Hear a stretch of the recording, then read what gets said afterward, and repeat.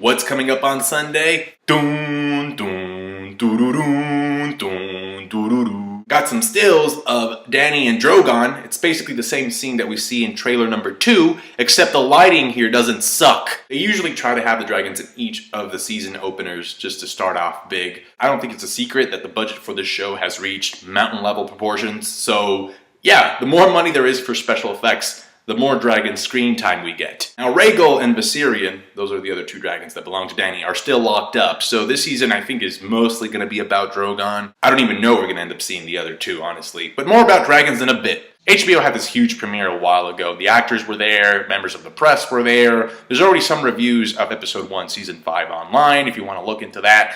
And this is what I've gathered from what I've read and seen already. Episode 1 of season 5 is mainly going to revolve around the characters of Cersei, Dany, Tyrion, and this little know-it-all right here, Jon Snow. Now, every first episode of each season, with the exception of Winter is Coming, it's kind of like the episode is just telling you, hey, remember this character? Remember her? Remember him? Yeah, this is what they're doing now. Or, this is what they left off doing in the previous season. This season should open up with the aftermath of Tywin's death. Cersei and Jaime dealing with what the fuck happened here?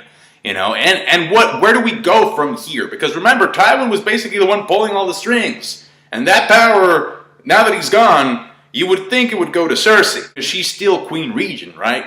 Except, plot twist, she's fucking crazy. You already knew that she was crazy, but now it's like, oh no. Okay, so there's a flashback that we saw in the trailer. Now that flashback, in theory, should not explain why Cersei is so fucked up, but it is some insight in terms of just helping us understand more of her psychological messed up state. There's actually a quote in the books where Littlefinger finds out that Cersei has just fucking gone off the deep end. And he basically says something like, oh, well, what took her so long? You know, I would expected her to, just gone batshit insane a while ago. Man, she just doesn't move the way that I want her to move on the chessboard. Now, when it comes to Tyrion, he should be crossing the long bridge over in Essos already, along with Varys. And this bridge is kind of important because in the world of Game of Thrones, there are like these man-made megastructures that are pretty famous and important, well-known throughout the verse. One example is the wall made out of ice in the north. Another example would be the Titan in Braavos. There's also the walls of Qarth, and then this bridge is another one of those megastructures. Now, if you listen to Varys' dialogue in the trailers, you kind of get the impression that this guy wants Tyrion to team up with Daenerys as soon as possible.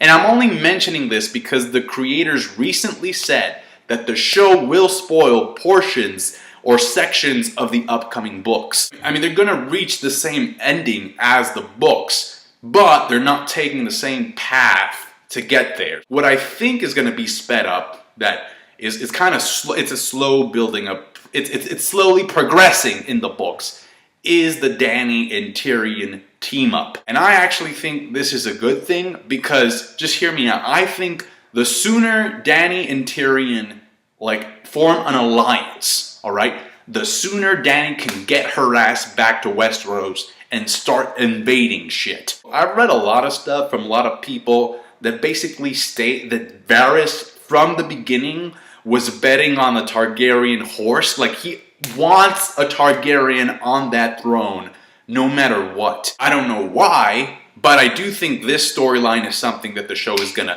just speed up, just go into overdrive, and we'll definitely see this story unfold sooner rather than later. Starting Sunday, Meereen and some of the other places that Dany has conquered are going to turn into a god-awful shitty mess. Now, the good thing about Dany is that not only does she learn from her mistakes, but there's also a very big sense of empathy that she feels. As a ruler, she does feel empathy for people that are oppressed or are in slavery. Because for a majority of season 1, she was a victim of oppression herself. If the show is going to take certain liberties, I also think that's something they should speed up.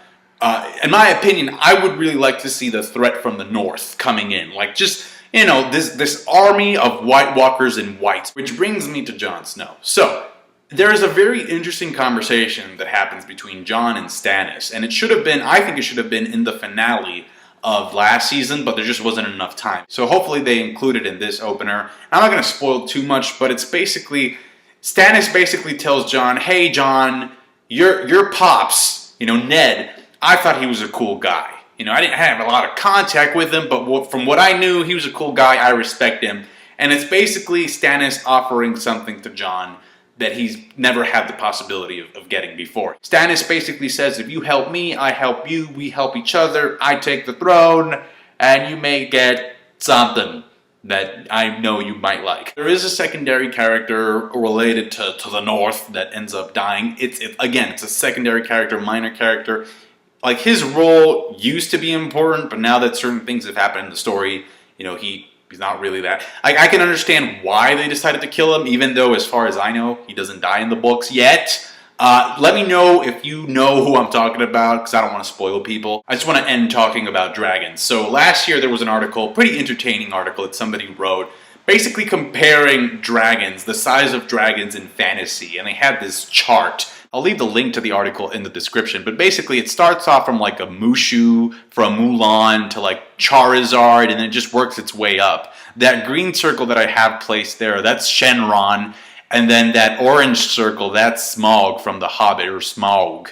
And then those final two dragons, the final dragon there is called Balerion, the Black Dread. That's from A Song of Ice and Fire. And then the one like before that, that's actually the predicted sort of, you know, size of Drogon, Viserion, and Rhaegal. Now, Balerion can't grant wishes like Shenron, but he was the main dragon that was used by Aegon Targaryen to conquer Westeros. Just to give you an idea of how big this thing was, or how big these things can get.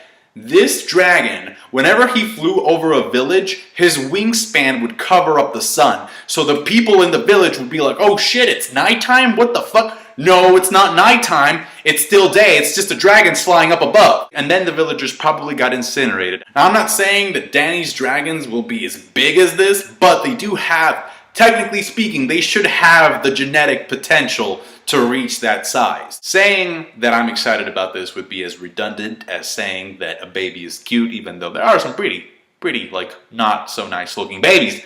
That being said, hopefully I see you here on Sunday. Make sure to subscribe if you haven't already.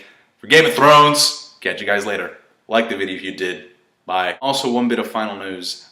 Bran Stark was actually confirmed to not be in Season 5. I think his actor said something to that effect, that he won't be in this season. But on the bright side, Jack and Hagar will be. So it's a good thing and it's a bad. It's like, you know, you just go with the flow. Take the good with the bad. I'll catch you guys later. Thanks for watching. Bye.